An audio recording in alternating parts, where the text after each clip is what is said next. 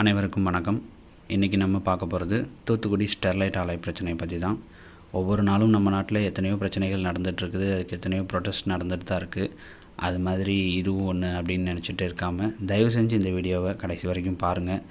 தூத்துக்குடியில் என்ன தான் பண்ணுறாங்க, அங்கே என்ன தான் நடக்குது அப்படின்றத இந்த வீடியோ மூலமாக தெரிஞ்சுக்கங்க. இதுக்கு என்னெல்லாம் பண்ணலாம் அப்படிங்கிறதையும் நீங்கள் தான் வெளிக்கொண்டு வர முடியும், உங்களால் தான் செய்ய முடியும். ஒவ்வொரு இளைஞனும் கண்டிப்பாக பார்க்க வேண்டிய ஒரு வீடியோ. தயவு செஞ்சு இதை பாருங்கள். எத்தனையோ தேவையில்லாத விஷயங்களெல்லாம் நம்ம பார்க்குறோம்.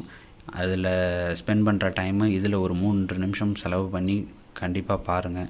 அங்கே என்ன தான் நடக்குது அப்படின்றதையும் தெரிஞ்சுக்கங்க. வாங்க வீடியோக்குள்ளே போகலாம். நீங்கள் இன்னும் ட்ரெண்ட்ஸ் தமிழ் சேனலை சப்ஸ்கிரைப் பண்ணலைன்னா இந்த வீடியோவுக்கு கீழே இருக்க ரெட் கலர் சப்ஸ்கிரைப் பட்டனை கிளிக் பண்ணி சப்ஸ்கிரைப் பண்ணிக்கோங்க.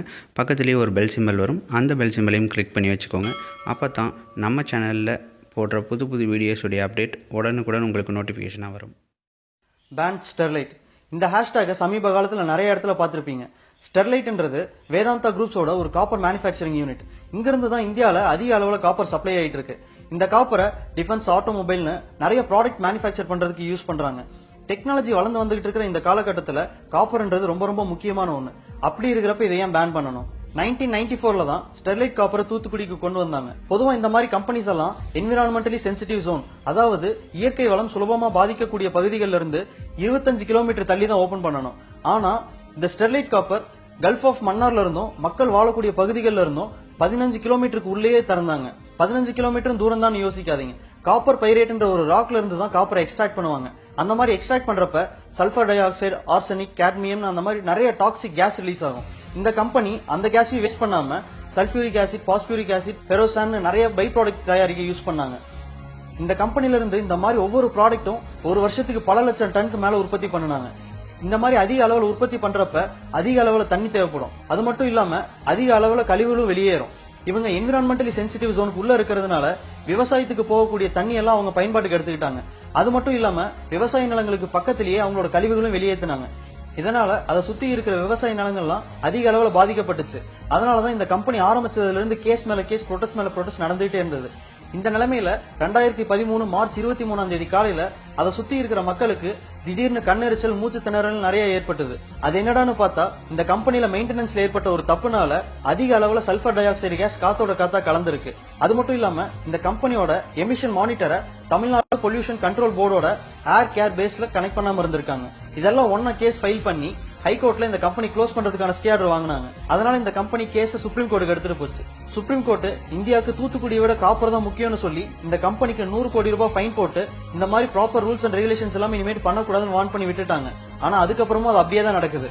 2013 வெளியே வந்த சல்பர் டை ஆக்சைடு மட்டும் இல்லாம இந்த ப்ராசஸ்ல வெளியே வர கேஸ் எல்லாமே டாக்ஸிக் கேஸ் தான், அதாவது ஆபத்து விளைவிக்கக்கூடிய ஒரு கேஸ் தான்.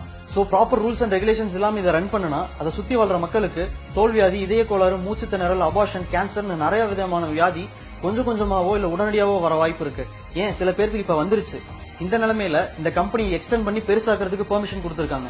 அதை எதிர்த்து தான் தூத்துக்குடியில 2 வாரமா பெரியவங்கல இருந்து ஸ்கூல் பசங்க வரைக்கும் போலீஸ்ல அடி வாங்கி ப்ரொடெஸ்ட் பண்ணிட்டு இருக்காங்க. 2 நாள்ல காரணமே இல்லாம ஒரு பொண்ணை ஃபேமஸ் ஆக தெரிஞ்ச நமக்கு 2 வாரமா ப்ரொடெஸ்ட் பண்றவங்க ஃபேமஸ் ஆக தெரியல.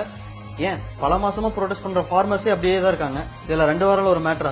படத்துல சொல்ற மாதிரி தான், எனக்கு நடந்தா அது நாசம், மத்தவனுக்கு நடந்தா அது நியூஸ். இப்படி சொன்ன உடனே ஜல்லிக்கட்டுக்கு நான் அது பண்ணுனேன், இது பண்ணுனேன், நான் தான் ஜல்லிக்கட்டை காப்பாத்துனேன்னு சொல்லி ஒரு கூட்டம் வருவீங்க. உங்ககிட்ட ஒண்ணுதான் கேட்கணும். ஐடி வேலைக்கு போறவனோ, கவர்மெண்ட் வேலைக்கு போறவனோ, இல்ல மத்த தொழில் பண்றவனோ மாடு வளர்க்கறது இல்ல. ஒரு விவசாயி தான் மாடு வளர்க்கறான். அந்த மாட்டை காப்பாத்த தெரிஞ்ச உங்களுக்கு அதை வளர்க்குற மனுஷனை காப்பாத்த தெரியல. சரி விடுங்க, அவங்க தலையெழுத்து அவ்வளவுதான். இப்ப ஸ்டெர்லைட் பிரச்சனைக்கு வருவோம். அங்க ப்ரொடெஸ்ட் பண்றவங்க பெருசா எதுவும் கேட்கல. மூச்சு வர்றதுக்கு நல்ல காத்தும் நோய் இல்லாம வாழ்றதுக்கு நல்ல இடமும் தான் கேட்கறாங்க. அதுக்காக இண்டஸ்ட்ரி இருக்கிறது தப்புன்னு சொல்லல, அது தப்பா இருக்கிறது தான் தப்பு. இப்பெல்லாம் மீடியாவை விட யங்ஸ்டர்ஸ் தான் அந்த வேலையை நல்லா பாக்குறோம். அதனால நம்ம கொஞ்சம் பொறுப்போட செயல்பட்டா நல்லா இருக்கும். ஒருவேளை இது உங்க பிரச்சனை நினைச்சீங்கன்னா இந்த வீடியோவை ஷேர் பண்ணுங்க. 4 பேருக்கு தூத்துக்குடியில என்ன பிரச்சனைன்றதை தெரியப்படுத்துங்க. இல்ல இது எனக்கு வெறும் நியூஸ் தான் நினைச்சீங்கன்னா கூகுள்ல பாசல்விங்ஸ் BAZELWINGS டைப் பண்ணி அதுல வர இன்ஸ்டாகிராம், ஃபேஸ்புக், ட்விட்டர் அல்லது யூடியூப் லிங்க்ல கிளிக் பண்ணி கமெண்டாவோ இல்ல மெசேஜாவோ உங்க அட்ரஸ் எங்களுக்கு சென்ட் பண்ணுங்க. சல்பர் டை ஆக்சைடோட சாம்பிள் ப்ராசஸ் உங்களுக்கு சென்ட் பண்றோம். அதை மோந்து பார்த்தாவது அவங்களோட பிரச்சனை உங்க மூளைக்கு ஏறுதான்னு பார்க்கலாம்.